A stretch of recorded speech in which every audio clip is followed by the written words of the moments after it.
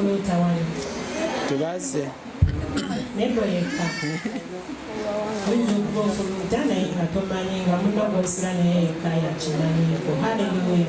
basinga tebamanyi okufuluuta bayirawo kirwadde naye ate kiyinza okuba nga kiri nnomo ku bantu abamu. Lwaki tufuluuta?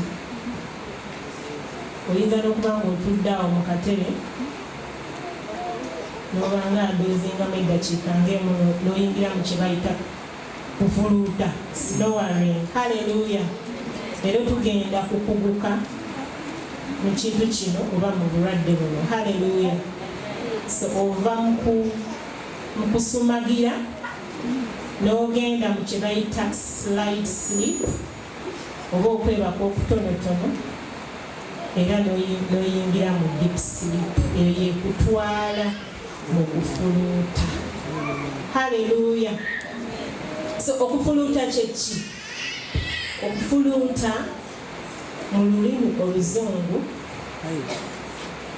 it is a state whereby a human being produces a hoarse or a harsh sound as a result of tissues behind the throat or at the roof of the mouth relaxing, then they start vibrating. Wembanga nziziza mu lulimi olwawona lwe tutegeera nti bwe weebaka n'ova mu kusumagira n'oyingira mu kwebaka okutonotono then n'oyingira mu kwebaka okungi, the piece deep sleep. Bwe weebaka kya butonde nti olina okusigala ng'ossa, si weewaawo ng'oyingiza omukka ate era ng'okola ki? Ng'ogufulumya. Naye waliwo ebinywa ebisangibwa emabega w'olulimi ne wakati w'emimiro birelaxinga oba biggwamu amaanyi nga weebase, kati ne biba nga biziyiza empewo eyo eyandiyingidde okuba ng'egenda mu ki? Mu mawuggwe. Kuba birelaxinga ne bizibikira ekituli ekyandibadde kiyitamu empewo. Kati ebizibikira ne bigenda mu mbeera gye tuyita vibration, ne bitandika okukubagana. Yeeyo noise gye tuwulira ng'ekola ki? Oba sound gye tuwulira ng'ekola ki? Ng'evaayo. Haleluya. Muntegedde? So kyekyo ekituviirako okukola ki? Okufuluuta. Naye ate ekiseera kituuka nga muno gw'olinaanye oba gwe weebase naye kimuwa obuzibu, kimu irritatinga, kimu frustratinga kuba oba omulemesa okukola ki? Okwebaka. Naye tetulina kusalira bannaffe ki? Misango. Kuba oluusi omuntu aba yeebase nga tamanyi kinaki? Mufuluusi. Haleluya. Tulina okuba n'omutima gwe bayita oba behavior gye bayita empathy. Empathy nti oyimirira mu bigere bya munno singa obadde gwe nga yegwe akola ki? Afuluuta. Haleluya. N'omusaasira. Ne tulabye abaagalana abangi, tulabye abafumbo bangi nga bamu baawukanye lwekyo nti oyo bwensula naye sikola ki? Seebaka. Kiro kyonna afuluuta ndemesa okukola ki? Okwebaka ng'ate enkeera nina okukola ki? Nina okukola. Era weesanga nga bamu yeesubidde wa? Mu ddiiro agamba ndi mu kusaba naye ng'okufuluuta kwe kukoze ki? Kwe kumufubutudde. Gye tuli. So okufuluuta kuno ki ekikuleeta? Waliwo ebirwadde eby'emimiro. Tekusosola bayidawe n'abaana abato bafuluuta, abavubuka, abakadde. Fenna tusobola okufuluuta naye nga ki ekisinga kireeta? Waliwo obulwadde bw'emimiro, muwuliddeko ku tonsillitis oba tonsils oba nasal congestion. N'ozaala omwana ng'alina obuzimba mu nnyindo, tutera okubuleka n'akulaakulamu n'aweza emyaka nga5 mu tubulongoosi. Haleluya. Wabeerawo n'abalina common colds. Wabeerawo abantu nga baazaalibwa naturally ng'ebifo ebyo byenjogeddeko oba tissues ezo zenjogeddeko kasita oyasamye bw'ati akamwa wali oyasamyeko akama eri emabegawo w'olulimi waliwo akantu akakulanga triangle mukamanyi ng'oyasamiza akamwa ko bw'oti tukayita uvula kakulamu nga triangle. Kati waliwo abantu abamu abazaalibwa ng'akantu ako ka soft palate kawanvu nnyo ka bulijjo, so gye kakoma okuwanvuwa we weebaka nga kazibikira ki emimiro giri gye njogeddeko wayita ki empewo, so kazibikirawo omukka ne guba nga tegukola ki teguyitawo nga we gwandiyise ne gutandika okukola ki okuba nga bikubagana, yeyo noise gy'okola ki gy'ofuna. So abantu abamu bazaalibwa with those abnormalities nga uvula eyo yakula nga mpanvu nnyo. So bannaffe tetubasalira misango naye ngenda kubabulira ekyokukola. Haleluya. Ekyokubiri, okunywa omwenge ng'oli kumpi kwebaka, n'onywa omwenge omungi. Ogw'omwenge guleetera ebinywa ebyo oba tissues ezo okurelaxinga, kati ozirelaxinga ne zibikira ki enyimiro. Ebiseera ebisinga abatamiivu abanywa ne baggwayo, wagenda mu kwebaka ekidiira ki kufuluuta. Haleluya. Then waliwo abantu ababeera n'okusumagira emisana, ng'emisana abeera n'ekirwadde kye tuyita kasumagizi.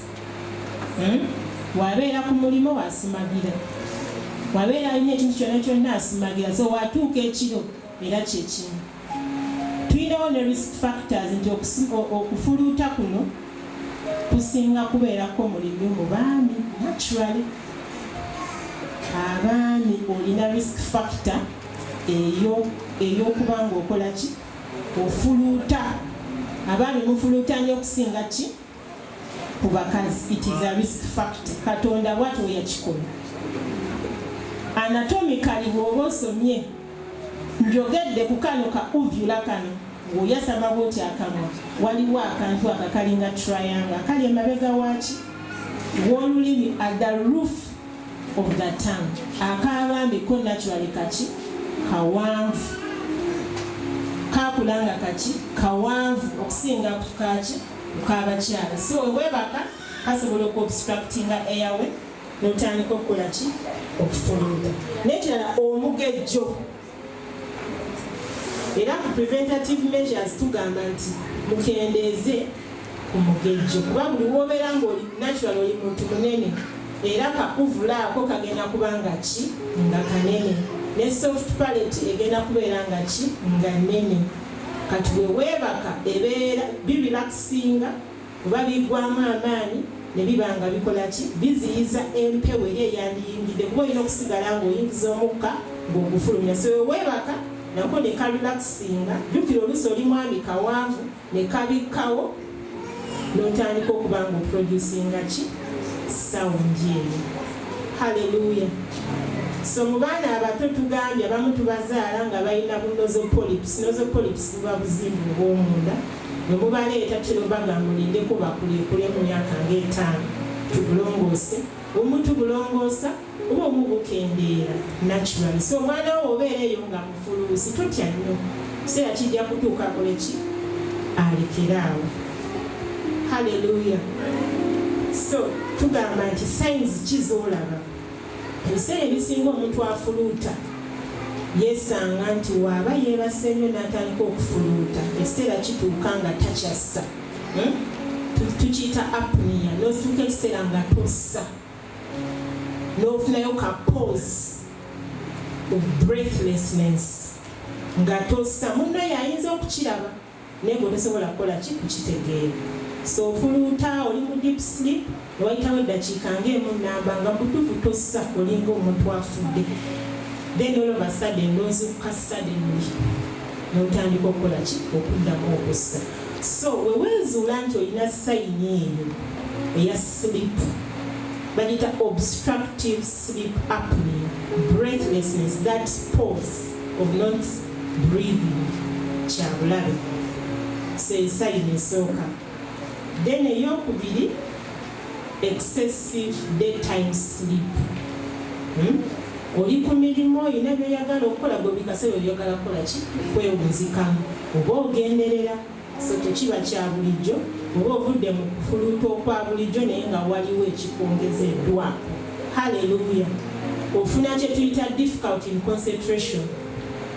Okwata omulimu oba obaako by'osoma naddala kitawanya abaana ab'omu ssomero osanga omwana ng'alina difficult in learning. Omwana tasobola concentratinga ye buli kaseera asumagira mu kibiina era abasomesa baga nti omwana ono ye buli kaseera abeera ayagala kwebaka. Wabeerawo ki obuzibu so ekyo olina okinotinga ng'omuzadde. Then morning headache. Abantu bano abafuluuta nnyo ekiro ebiseera ebisinga ku makya omutwe gubeera gukola ki gumuluma. Ekirala tutogedde ku restless sleep eyebeera ya misana. Ekirala choking at night. Era oluva mu kufuluuta atandika okukolola. Twasomako ku choking one. N'akola ekino kibanga kikola ki ng'ekimutuga. Hallelujah. Then high blood pressure. Wetupima pressure zaabwe ebiseera ebisinga zibeera ki zibeera waggulu. Abamu wekifuuka worse afuna kye tuyita night time chest pain. Afuna obulimi mu kifuba.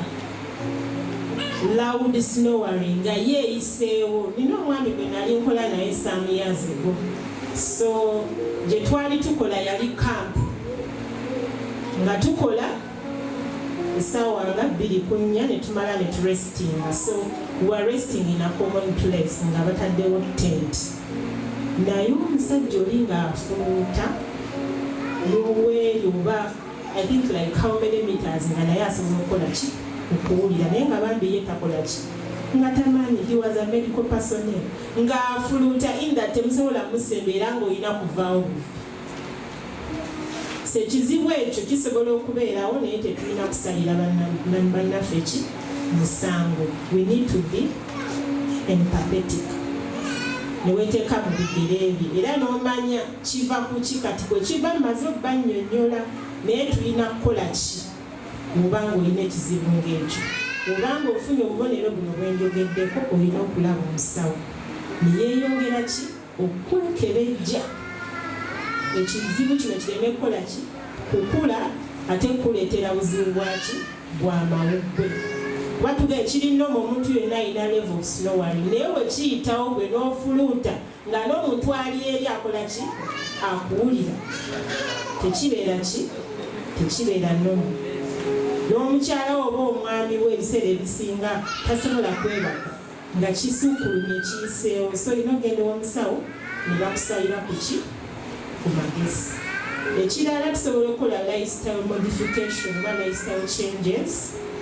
Kugambye tulina okusala ku mubiri. Overweight, obesity nakyo kituleetera okufuluuta. Omugejja ogwo baneetugulwanyise buli wogejja buli kitundu kye eky'omubiri kikola ki kigejja. Even that kauvula oba soft palate emikumimiro naye egejja kati weweebaka ng'ezibikira wali omuka egwandikoze eki egwandiise. Mukwano weweebaka ng'otandika kufuluuta.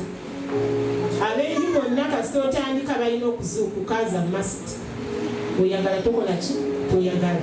So bambi banno baleke beebake okendeeze ku byolya okendeeze ku mugejja okola exercise bulijjo mbibayigiriza wano. Hallelujah. Avoid alcohol. Twagamba tugenda kubeera abambassadors. Oyinza okubeera ng'oli wano osomeseddwa oli mulokole tonywa mwenge naye ng'abantu abali mu nnyumbayo bakola ki banywa excessively. Oyagamba nti nze okwebaka nsooka kuteekamu nayero zange nga 5. So wanywa omwenge excessively neyeebaka era alina okukola ki okufuluuta. Kubanga tugambye ako kauvula karelaxinga nekeebaka wali oba ne kaziyiza empewo okukola ki okuyitawo ng'eyitawo by force kazi ezo tissues ne zibeera nga zikola ki zikubagana zivibrating nga yeyo sound evaayo. Abazungu bagiyita no sense sound, disruptive sound, hoarse sound. Ereetera omuntu okuva mu buliri n'agenda wa mu ddiiro nti asaba naye nga gw'omulemesezza ki okwebaka. Then tugamba sleep on the side. Because of gravity, whenever you sleep on your back ate ng'ofuluuta kigenda kubeera worse.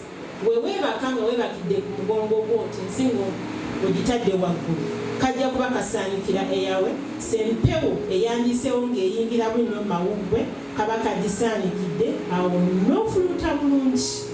So tugamba turn on the side. Otandikako ku side nga nako kavaawo nga weebaka eyo sound ejja kuba tekola ki tevaayo. Hallelujah.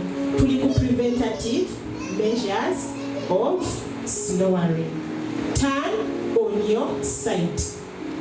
Reduce on your weight. Avoid excessive alcohol.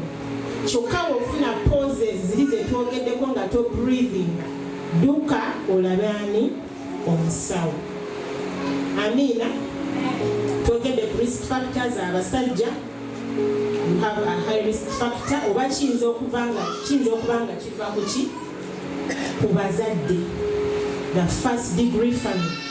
First degree family ntegeeza maamawo, taatawo, jjajjaawo. Even the third or second generation. Nga gye kyava. Nga baali bafuluusi bakulu naawe nekijja nekikola ki nekikubako. So mbabulidde ekyokukola. Mutegedde wa gye kiva n'ekyokukola mukoze eki mukitegedde. So a few complications bwe kiyitawo nga tofunye bujjanjabi butuufu oba nga tomodifyinze bulamu bwo ojja kusigala nga emisano obeera weebakiriza nnyo. Wabeera omwana omuto tajja concentratinga mu kibiina ajja kufuna difficulty in learning. Nga bye bamusomesa tawulira taconcentratinga. Then frequent anger. Omuntu afuluuta ebiseera ebisinga baba bantu baki ba busumu. Babeera aggressive. First of all, they don't get enough sleep. So omuntu olaba nga wa busungu tokola ki teweewuuma. Difficult in concentration teweewuuma.